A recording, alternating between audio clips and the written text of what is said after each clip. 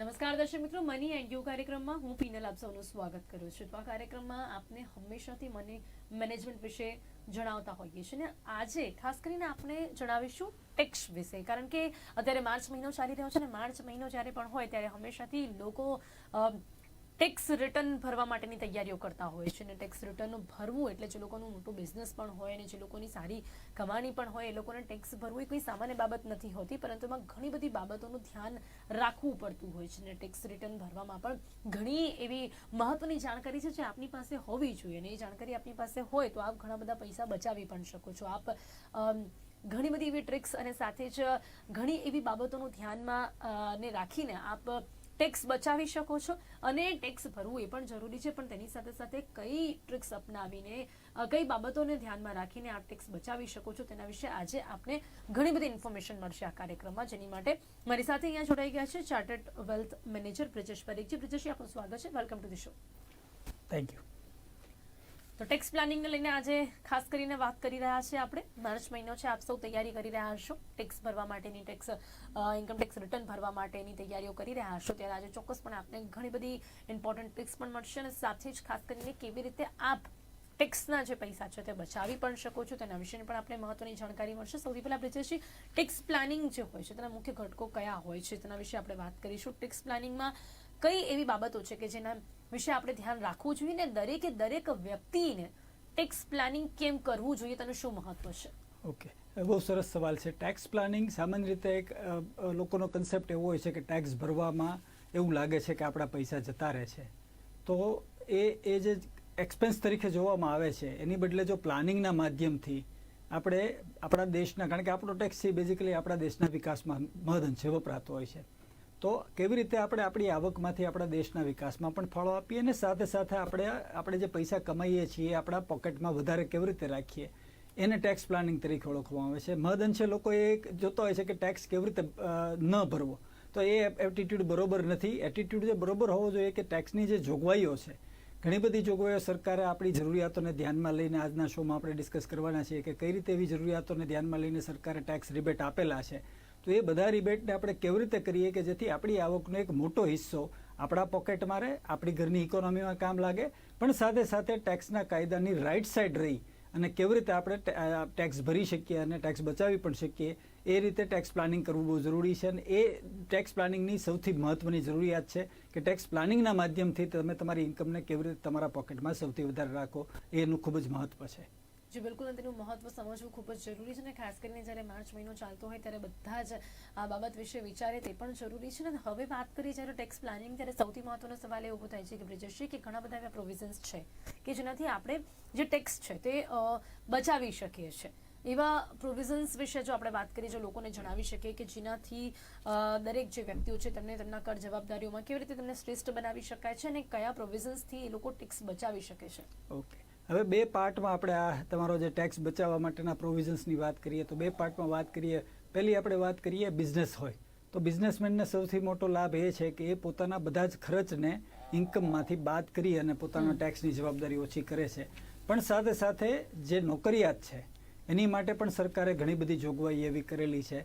કેટલીક પ્રચલિત છે જે લગભગ બધા જાણતા હોય છે. ATC નીચે તમે 1.5 લાખ સુધી બાદ મળતા હોય છે તમને, પછી તમારો મેડિકલ ઇન્સ્યોરન્સ તમને બાદ મળતો હોય છે, એવી જ રીતે તમારા ATC નીચે તમારા બાળકોની એજ્યુકેશન ફીસ બાદ મળતી હશે. એ કોમન જે જોગવાઈઓ છે એ તો છે જ તે, પણ સાથે સાથે કેટલીક એવી જોગવાઈઓ છે કે જે બહુ પ્રચલિત નથી અને સરકારે ખાસ લોકોની રિટાયરમેન્ટ સમયની જે આર્થિક સુખાકારી છે એને ધ્યાનમાં લઈને મૂકેલી છે. જે હું એવું જોતો હોઉં છું જ્યારે મારા ક્લાયન્ટ સાથે હું કામ કરતો છું એક પ્લાનર તરીકે, કે જે મહદઅંશે પોપ્યુલર નથી, એવી એ છે કે તમે જો તમારી આવકના બેઝિક સેલરીના 10% અથવા 50,000 બેમાંથી જે ઓછું હોય એ જો તમે NPSમાં તમારા રિટાયરમેન્ટ માટે નાખો છો તો એ તમને ટેક્સમાં રિબેટ મળતો હોય છે. એવી જ રીતે તમારો એમ્પ્લોયર, જો તમે પ્રાઇવેટમાં જોબ કરો છો અને તમારા એમ્પ્લોયર સાથે નેગોશિએટ કરી શકો તો તમારા CTCના પાર્ટ રૂપે તમારો એમ્પ્લોયર પણ જો તમારી બેઝિક સેલરીના 10% અથવા 50,000 બેમાંથી જે ઓછું હોય એ NPSમાં તમારી વતી જો નાખે છે અને એ CTCનો હિસ્સો હોય તો પણ ચાલે છે. તો આ બે એક વધારાની એવી જોગવાઈઓ છે કે જેના માધ્યમથી તમે ટેક્સ બચાવી શકો છો. આની આ જોગવાઈઓ પાછી એવી જ રીતે જે બિઝનેસ કરે છે એની માટે પણ લાભ લાગે છે. ફરક એટલો છે કે એને એમ્પ્લોયર નથી હોતો એટલે એને પોતાની સાઈડનું કન્ટ્રીબ્યુશન છે એને ટેક્સમાં માફી આપતું હોય છે.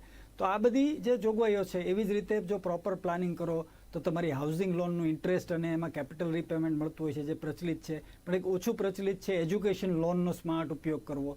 તમે ગોલ બેઝ ફાઇનાન્શિયલ પ્લાનિંગ કર્યું હોય અને તમે તમારા બાળકના એજ્યુકેશન માટે પૈસા બચાવ્યા હોય, પણ તમારો પોર્ટફોલિયોનું રિટર્ન તમને જે મળતું એની સામે એજ્યુકેશન લોન લો તમે, અને એજ્યુકેશન લોનનું ટેક્સ એફિશિયન્સી એવી છે કે એમાં કોઈ પણ ઇન્ટરેસ્ટ જ્યારે બાળક ભણતું હોય છે ત્યારે એક પેરેન્ટ તરીકે તમે ચૂકવો છો તો એ આખું ઇન્ટરેસ્ટ કોઈ પણ લિમિટ વગર તમને ટેક્સમાં માફી આપે છે. તો એની એ જોગવાઈનો પણ તમે લાભ લઈ શકો છો તમારા એજ્યુકેશન ફંડિંગના માધ્યમથી. આ બાજુ તમારું ગોલ બેઝ જે ઇન્વેસ્ટમેન્ટ કરીને પૈસા ભેગા કર્યા છે એ તમને રિટર્ન આપતું રહે છે, અને બીજી બાજુ તમે એજ્યુકેશન લોનનો ઉપયોગ કરી અને તમે ટેક્સ પણ બચાવી શકો છો, અને ક્યારે એવી સિચ્યુએશન આવી તો તમે તમારા પૈસામાંથી ઉપાડી અને લોન રીપે પણ કરી શકો છો. એટલે દેર ઇઝ નો ઇનસિક્યોરિટી કે આપણે લોન લીધી છે તો લોનના કારણે આપણી પર એક આર્થિક બોજો છે. એ સંદર્ભમાં હું આ વાત નથી કરી રહ્યો એજ્યુકેશન લોન કે પૈસા નથી ને લોન લેવાની. હું વાત કરી છું સ્માર્ટ મની મેનેજમેન્ટ કે જેમાં તમારી પાસે પૈસા છે પણ તમારા પૈસા જે વળતર આપે છે એની સામે લોનનું વ્યાજમાં ટેક્સ માફીના માધ્યમથી તમે ઓછું વ્યાજ ભરો છો, તો એ જે બેનિફિટ લેવાની વાત છે એ હું તમારા ધ્યાન પર મૂકી રહ્યો છું. તો આવી રીતે વિવિધ જોગવાઈઓ છે કે જેના માધ્યમથી તમે તમારી ટેક્સને કેવી રીતે તમારા બચાવી અને તમારા આવકને તમારા પોકેટમાં રાખી શકો. જી બિલકુલ. હવે બ્રિજેશજી, ઘણા બધા લોકોને તેના વિશે ઓછી જાણકારી રહેતી હોય છે, તો વારંવાર એના વિશે અપડેટ રહેવું અને આ બધી ઇન્ફોર્મેશન કલેક્ટ કરવા માટે શું કોઈ ઇમ્પોર્ટન્ટ ટ્રીક આપવા માંગશો કે કેમ? એટલે આની માટે અપડેટ રહેવા માટે મહદઅંશે કેવું હોય છે કે જ્યારે બજેટની જોગવાઈઓ જે આવતી હોય છે ત્યારે એમાં કોઈ ચેન્જ આવતા હોય તો એ ચેન્જ તમારે ધ્યાનથી સ્ટડી કરવા જોઈએ, અથવા તો તમારે કોઈ એક પ્રોફેશનલ જોડે તમારે ટેક્સ પ્લાનિંગ માટે કામ કરવું જોઈએ કે જે તમારા ટેક્સ પ્લાનિંગને ઓપ્ટિમાઇઝ કરી અને તમારી ઇન્કમને તમારા પોકેટમાં વધારેમાં વધારે રહે માટે તમને મદદરૂપ થઈ શકે. જી બિલકુલ. હવે અહીંયા બધા જ જે લોકો છે એમના લોકોના ઇન્કમ જે સોર્સિસ હોય છે તે અલગ અલગ હોય છે બ્રિજેશજી. તો હવે ઇન્કમ સોર્સના બેઝથી આપણે કેવી રીતે ટેક્સને બચાવી શકીએ છીએ? એટલે કે સવાલ એ છે કે જે પણ લોકોની ઇન્કમ હોય એ વધુમાં વધુ એમના પોકેટમાં જાય, એની માટે શું કરી શકાય? એટલે આ એક બહુ મહત્વનો છે જે આવી રીતે કહી શકાય કે ભાઈ તમારે એવી કઈ ઇન્કમ લેવી કે જેમાંથી તમારી ઇન્કમનો મોટો હિસ્સો તમારા પોકેટમાં રહે છે, બરોબર છે? તો એવી દ્રષ્ટિએ જોવા જઈએ ને તો મેજર ઇન્કમ કઈ હોય છે? તમે એક જેને એક્ટિવ ઇન્કમ અમે કહીએ છીએ, જેમાં તમે જોબ કરો છો અથવા તમે ધંધો વ્યવસાય કરો છો અને તમે એમાં એક્ટિવ છો અને તમે ઇન્કમ કમાતા હોય છે. અને બીજી એક ઇન્કમ આવતી હોય છે પેસિવ ઇન્કમ, જેમાં તમારા ઇન્વેસ્ટમેન્ટ તમે કરેલા છે જુદા જુદા અને એમાંથી તમને ઇન્કમ આવે છે. સો આ જે બે પ્રકારની મેજર ઇન્કમ છે એમાંથી જે તમારી સેલરી ઇન્કમ છે ને એ સૌથી વધારે ટેક્સેબલ છે, કારણ કે એમાં તમને લિબર્ટી નથી હોતી. પણ સાથે જો તમે ધંધો કરો છો તો ધંધામાં મેં પહેલાં કીધું એમ તમને તમારા ખર્ચા છે એ બાદ મળતા હોય છે, એટલે તમે ખર્ચાનો મહદઅંશે ઉપયોગ કરીને તમારો ટેક્સ બચાવી શકો છો. પણ સાથે સાથે જે ઇન્વેસ્ટમેન્ટના વ્હીકલ્સ છે જેનો તમે લિવરેજ કરો, કમાવો છો એમાંથી ઇન્વેસ્ટ કરો કે જેથી એમાંથી જે રિટર્ન મળે એ રિટર્નમાં ઓછા ટેક્સ તમારે ભરવો પડે, પૈસા તમારા પોકેટમાં રહે.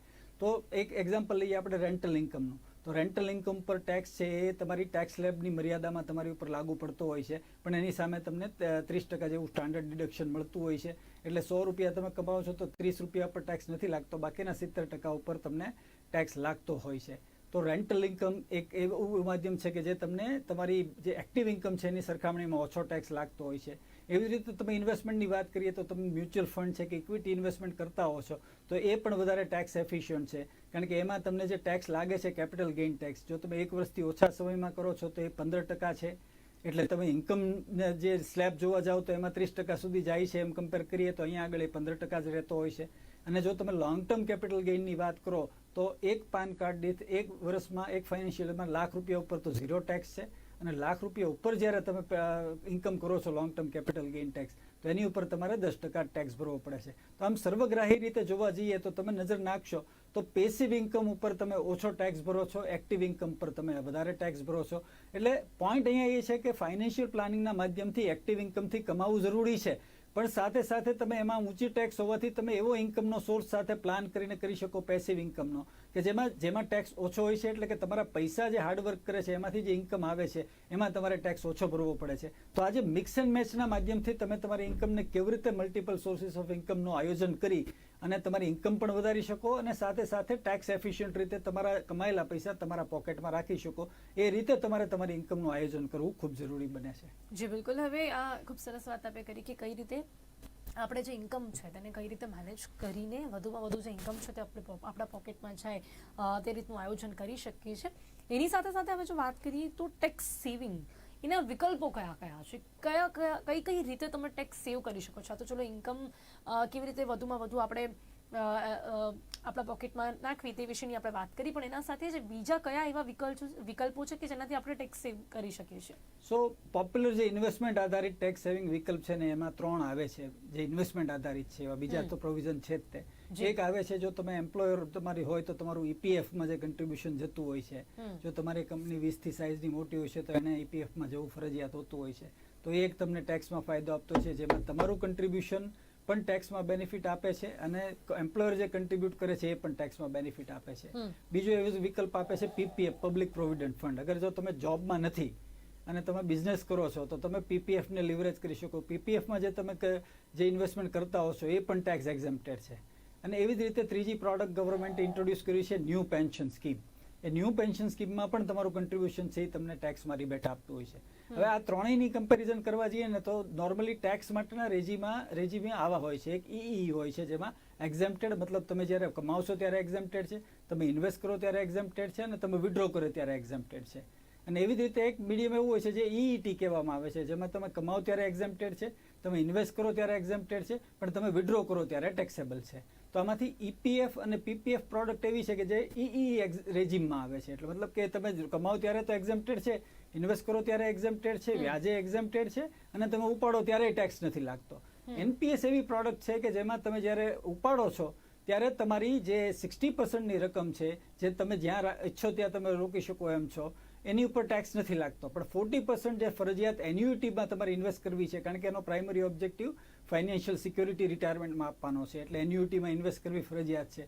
તો એન્યુઇટી તમને તમારા ટેક્સ સ્લેબ પર તમે કેટલી એન્યુઇટીમાંથી ઇન્કમ ઊભી કરો છો એને ટેક્સ સ્લેબ ઉપર તમે ટેક્સેબલ ગણવામાં આવે છે. તો એનપીએસને તમે ઈઈટી મોડલ નીચે મૂકી શકો, બાકીના બેને ઈઈ મોડલ નીચે મૂકી શકો. સો આ 3 ઇન્વેસ્ટમેન્ટ લેડ પ્રોડક્ટ એવી છે કે જેના માધ્યમથી તમે ટેક્સ પણ બચાવી શકો છો, કારણ કે ટેક્સ એક્ઝેમ્પ્ટેડ છે, અને વિડ્રોલ વખતે પણ તમે ટેક્સ બચાવી શકો. એવી આ 3 પ્રોડક્ટ અવેલેબલ છે તમારી માટે. જી બિલકુલ, અને જેના વિશે ઘણા બધા લોકોને જાણકારી પણ મળી હશે. બ્રિજેશજી, હવે વાત કરીએ તો ઇન્સ્યોરન્સની, કે ઇન્સ્યોરન્સથી કેવી રીતે તમે ટેક્સ બચાવી શકો છો, અને એની સાથે સાથે તમારું જે ફેમિલી છે એમનું પણ ફાઇનાન્શિયલ ફ્યુચર કેવી રીતે સિક્યોર કરી શકો છો, કારણ કે ફેમિલીનું ફાઇનાન્શિયલ ફ્યુચર સિક્યોર કરવા માટે આપણે ઘણી બધી વીમાની યોજનાઓ છે અને એની ઘણી બધી જીવન વીમા પોલિસીસ છે કે જે આપણે લેતા હોઈએ છીએ, તો એનાથી આપણે કેવી રીતે ટેક્સ પણ બચાવી શકીએ છીએ? હવે અહીંયા મહત્વનું સમજવાનું પિનલબેન એ છે કે જે ટેક્સનો બેનિફિટ જે ઇન્સ્યોરન્સનો પ્રીમિયમ ભરવાનો મળે છે એની પાછળનો ગવર્મેન્ટનો ઓબ્જેક્ટિવ એવો છે કે તમે ઇન્સ્યોરન્સ ખરીદો, તમને ઇન્સેન્ટિવાઇઝ કરવા માંગે છે કે તમારો ઇન્સ્યોરન્સ હોવો જોઈએ. તમારો એક લાઈફ ઇન્સ્યોરન્સ હોવો જોઈએ કે જેથી એક ફેમિલીના બ્રેડ વિનર તરીકે ઇફ ગોડ ફોરબિડ તમને કંઈ થાય છે તો તમે તમારી ફેમિલીને એ વીમાની રકમથી એની આર્થિક ભવિષ્ય છે એ સુનિશ્ચિત કરી શકો, તમારી આવક બંધ થાય તો પણ. એટલે એ જે બિહેવિયર છે એને ઇન્સેન્ટિવાઇઝ કરવા માટે સેક્શન 80C નીચે તમારી જીવન વીમાની રકમને ટેક્સ રિબેટમાં આપવામાં આવી છે. એવી જ રીતે મેડિકલ ઇન્સ્યોરન્સની વાત કરીએ તો મેડિકલ ઇન્સ્યોરન્સનું જે પ્રીમિયમ તમે ભરો છો કે જેથી તમારે કોઈ પણ મેડિકલ હોસ્પિટલાઇઝેશનની સિચ્યુએશન આવી તો હોસ્પિટલાઇઝેશનની સિચ્યુએશનના કેસમાં પણ તમને ઇન્સેન્ટિવાઇઝ ગવર્મેન્ટ કરે છે કે તમે મેડિકલ ઇન્સ્યોરન્સ લીધેલો છે તો તમે જે પ્રીમિયમ ભર્યું છે એ પ્રીમિયમ તમને ટેક્સમાં બાદ આપે છે. એવી જ રીતે તમારા પેરેન્ટ માટેનું, કારણ કે સિનિયર સિટીઝન હોય જો 60 અબવ હોય તો એના પેરેન્ટ માટેનું જે તમે આવું ફાઇનાન્શિયલ કવર લો છો મેડિકલ ઇન્સ્યોરન્સનું, તો એને એડિશનલી તમને તમારા ટેક્સ રિબેટમાં બાદ આપવામાં આવે છે. એવી જ રીતે તમારે તમારું પીરિયોડિકલી જે મેડિકલ ચેકઅપ કરાવવા માંગતા હો, દાખલા તરીકે દર વર્ષે તમારે એક એજ 40 પછી હંમેશા એ એડવાઇઝેબલ રહેતું હોય છે કે તમારું મેડિકલ ચેકઅપ કરાવવું તમારી હેલ્થ પોઈન્ટ ઓફ વ્યૂથી, તો એનો ખર્ચો પણ તમને ટેક્સમાં રિબેટ આપતો હોય છે. સો ઇન્સ્યોરન્સ ના બિહેવિયરને ઇન્સેન્ટિવાઇઝ કરવા માટે ગવર્મેન્ટે એમાં ટેક્સ રિબેટ આપેલા છે, નોટ અધર વે અરાઉન્ડ. મતલબ ટેક્સ બચાવવા માટે ઇન્સ્યોરન્સ ખરીદવો એક મિસ્ટેક હશે, આપણે આ સેશનમાં આગળ ડિસ્કસ કરીશું, પણ તમારું જે બિહેવિયર હોય કે તમે રાઇટ ઇન્સ્યોરન્સ ખરીદો એની માટે એને ટેક્સમાં રિબેટ આપવામાં આવેલા છે. એટલે ચોક્કસપણે તમારે આ ટેક્સ રિબેટનો ઉપયોગ કરી અને તમારે ફેમિલીની આર્થિક સુરક્ષા પણ સુનિશ્ચિત કરવી જોઈએ અને સાથે સાથે તમારો ટેક્સ બચાવી અને તમારી ઇન્કમને તમારા પોકેટમાં રાખવા માટેના પણ આ 2 ઇન્સ્યોરન્સના સરસ સાધનોનો ઉપયોગ તમારે કરવો જોઈએ. જી બિલકુલ. હવે બ્રિજેશ, સામાન્ય રીતે આપણે જ્યારે ટેક્સ પેની વાત કરીએ તો કઈ એવી બાબતો છે કે જેનું ધ્યાન રાખવું જોઈએ અને સામાન્ય લોકો કઈ ભૂલો કરતા હોય છે ટેક્સ પે કરવામાં? સરસ, આ એક સરસ સવાલ છે. જે મેજર ભૂલ હું જે જોતો હોઉં છું એ એવી હોય છે કે મહદ અંશેનું ટેક્સ માટેનું જે આયોજન હોય છે ને એ જાન્યુઆરી, ફેબ્રુઆરી, માર્ચમાં જ્યારે રિટર્ન આવતો હોય ને ત્યારે કરવામાં આવતું હોય છે. હવે જ્યારે જેને અમારી ભાષામાં અમે JFM ક્વાર્ટર કરી JFM મેનિયા તરીકે ઓળખીએ છીએ, કારણ કે રિટર્ન ફાઇલ કરવાનું હોય એટલે તમને HR છે કે એકાઉન્ટિંગ ડિપાર્ટમેન્ટ છે એ તમારી પાસે ટેક્સ સેવિંગ ઇન્સ્ટ્રુમેન્ટ માગે, અને એ સમયે તમે દોડી અને ઇન્સ્યોરન્સ છે કે આ બધું છે એ રશમાં તમે હંમેશા એ વસ્તુ કરતા હોય છે. તો એની બે અસર આવતી હોય છે. એક કમ્પાઉન્ડિંગ જે તમારી ફેવરમાં કામ કરવું છે, તમે ઇન્વેસ્ટમેન્ટ કરો છો. ફોર એન એક્ઝામ્પલ, એક ટેક્સ મીડિયમ અવેલેબલ છે ELSS કરીને, equity link saving scheme mutual ફંડમાં આવતી હોય છે, જે કમ્પાઉન્ડિંગનો બેનિફિટ તમને આપે છે. હવે તમે જો એપ્રિલ મહિનાની અંદર તમારું ટેક્સ પ્લાનિંગ કરી લો તો તમે 12 મહિના દરમિયાન દર મહિને તમારી ઇન્કમમાંથી તમે એક SIPના સ્વરૂપે તમારા જે કાંઈ જે ઇન્વેસ્ટમેન્ટ વેહિકલ તમારી ટેક્સ માટે બચાવવા માટે કરવા માંગો છો એમાં તમારું ઇન્વેસ્ટમેન્ટ જતું હોય તો આગલા 10 મહિનાનો જે તમને એમાં રિટર્નનો બેનિફિટ મળતો હોય છે કમ્પાઉન્ડિંગ, એ મળવાની સંભાવના તમારી ખુલી જાય છે. એટલે પહેલો ફાયદો એ થાય છે કે તમારો overall growth of your investment grow થાય છે, ટેક્સ તો ખેર બચે જ છે. અને સાથે સાથે બીજી એ વસ્તુ થાય છે કે તમે જ્યારે લાસ્ટ મોમેન્ટે ટેક્સ માટેના રોકાણો કરવા દોડાદોડી કરો છો તો તમારી મંથલી ઇન્કમ હોય છે, એટલે તમારી મંથલી ઇન્કમમાંથી તમે આગળ કાંઈ બચાવ્યું નથી, તમે ક્યાંક ને ક્યાંક પૈસા એનો રસ્તો કરી લેતો હોય છે, એટલે પૈસા ક્યાંક ગોઠવાઈ ગયા છે. અને ટેક્સ બચાવવા માટે લાસ્ટ મોમેન્ટમાં તમારે પૈસાની જોગવાઈ કરવી હોય એટલે ઘણી બધી વાર ફેમિલીમાં એવી સિચ્યુએશન આવતી હોય છે કે મારે ટેક્સ આધારિત રોકાણો કરવાના છે, એટલે અમુક ખર્ચાઓ તમારે અટકાવી દેવા પડે અને તમે એક કેશ ક્રંચનો સામનો કરો ટેમ્પરરી. તો એવી સિચ્યુએશનથી બચવું હોય તો પણ તમારું ટેક્સનું આયોજન છે એ એપ્રિલ મહિનામાં થઈ જવું ખૂબ જ જરૂરી છે. સો એક મિસ્ટેક એ છે કે તમારે આયોજન છે એ જાન્યુઆરી, ફેબ્રુઆરી, માર્ચમાં નથી કરવાનું, એ એપ્રિલ મહિનામાં, મતલબ તમે જ્યારે નવું ફાઇનાન્શિયલ યર શરૂ થાય ત્યારે તમારું આયોજન કરી લેવું હોય છે. બીજું, જે તમે ટેક્સ બચાવવા માટે રોકાણો કરો છો એ ટેક્સ બચાવવા માટે નથી કરવાના, તમારે રોકાણો તમારા ભવિષ્ય માટે કરવાના છે. પણ રોકાણોનું આયોજન એવી રીતે કરવું જોઈએ કે જેમાં તમારો ટેક્સ પણ બચે. એટલે રોકાણો સિલેક્ટ કરતી વખતે તમારા રિસ્ક પ્રોફાઇલને અનુરૂપ તમને જે રિટર્ન મળતું હોય એ રિટર્નને પ્રાયોરિટી આપો અને પછી તમે ટેક્સ બચાવવાને પ્રાયોરિટી આપો. એવું ન કરો કે ટેક્સ બચે છે એટલે તમે એવા રોકાણો પસંદ કરો કે જે તમારી રિસ્ક પ્રોફાઇલની સાપેક્ષમાં ઓછું વળતર આપતા હોય પણ તમારે ટેક્સ બચાવવો છે એટલે તમે ઝડપથી તમારી સામે જે આવ્યું છે, ઇન્સ્યોરન્સ એજન્ટ આવી ગયો કે કોઈ આવી ગયું, સામાન્ય રીતે મહદઅંશે એવું બનતું હોય છે કે આપણી સોશિયલ ફેબ્રિકની અંદર આપણો કઝિન છે કે આપણો રિલેટિવ કોઈ છે કે આપણો ફ્રેન્ડ છે એ ઇન્સ્યોરન્સ એજન્ટ હોય અને એને ખબર છે કે તમારે ટેક્સ માટેના રોકાણો જાન્યુઆરી, ફેબ્રુઆરી, માર્ચમાં કરવાના છે, એટલે એ સમયે તમારી પાસે એવી યોજનાઓ લઈને આવે અને તમે એ વખતે ટૂંકી દ્રષ્ટિ કે ભાઈ મારે ટેક્સ બચાવવો છે આ વર્ષનો એટલે હું આમાં ઝડપથી રોકાણ કરી દઉં અને તમે એમાં રોકાણ કરો, એ એક બીજી ભૂલ રહેતી હોય છે જેથી તમારે બચવું જોઈએ. સો આ ભૂલો મહદઅંશે લોકો ટેક્સ પ્લાનિંગમાં કરતા હોય છે. સો સ્માર્ટલી જો ટેક્સ પ્લાનિંગનો ઉપયોગ કરવામાં આવે તો તમે તમારી વેલ્થ ક્રિએશનમાં ટેક્સ પ્લાનિંગનો જબરદસ્ત યુઝ કરી શકો એમ છો. જી બ્રિજેશજી, હવે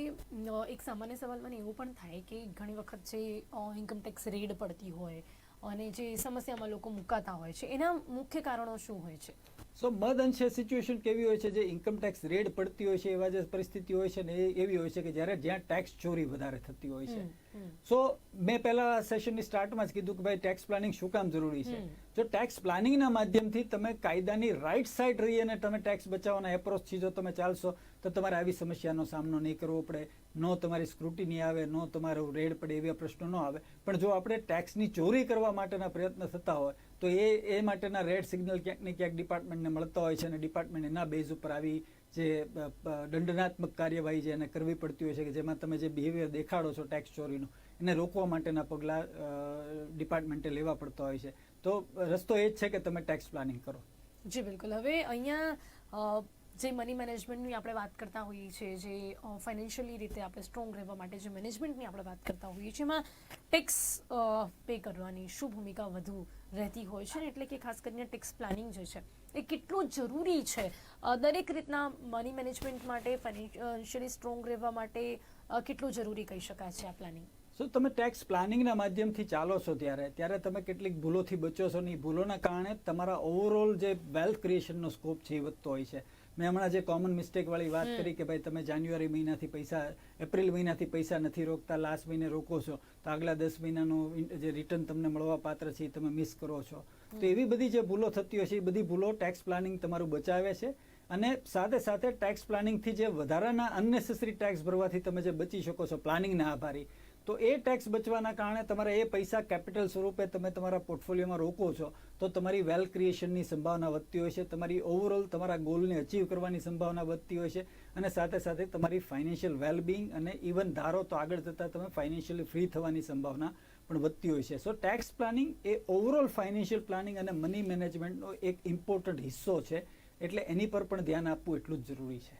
જી બિલકુલ બ્રિજેશજી, હવે ખાસ એક સવાલ એવું પણ થાય કે આપણે એવું જોતા હોઈએ છીએ કે કોઈ પણ લોન લેવી હોય કે કોઈ પણ એ પ્રકારનું મેનેજમેન્ટ કરવું હોય તો એમાં પણ ઇન્કમ ટેક્સ રિટર્ન એ ખૂબ જ જરૂરી હોય છે, તો એ ભરવું પણ કેટલું જ ઇમ્પોર્ટન્ટ છે આપણી માટે. એટલે જ્યારે તમે લોન લેવા જાઓ છો ત્યારે ઇન્કમ ટેક્સ રિટર્નની ભૂમિકા એ છે કે એ એક પ્રૂફ છે કે તમારી પાસે તમે જે ક્લેમ કરો છો એવી ઇન્કમ છે, જેના બેઝ ઉપર બેંક એવું નક્કી કરશે કે ભાઈ તમારી લોન રીપેમેન્ટ કરવાની કેપેસિટી છે કે નહીં. તો એ જે પ્રૂફ છે એ તમારું ઇન્કમ ટેક્સ રિટર્ન એક સ્ટ્રોંગ પ્રૂફ આપે છે. જો તમે ખાલી સેલરીડ છો તો તમારી સેલરી સ્લીપ છે એ પણ કામ લાગી શકે, ફોર્મ 16 એ કામ લાગી શકે.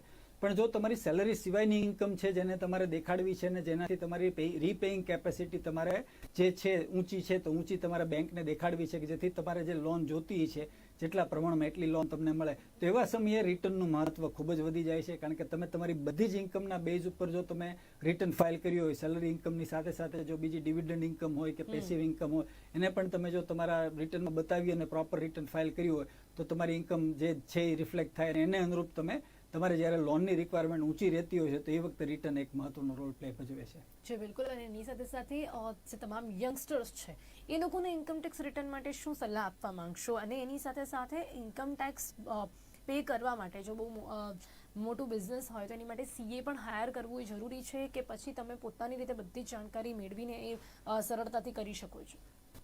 ઇન્કમ ટેક્સ ડિપાર્ટમેન્ટને ઇઝ ઓફ ડુઈંગ બિઝનેસ ઉપર જે ગવર્મેન્ટ ઓફ ઇન્ડિયાનું ફોકસ છે એ ત્યાં પણ લાગુ પડે છે.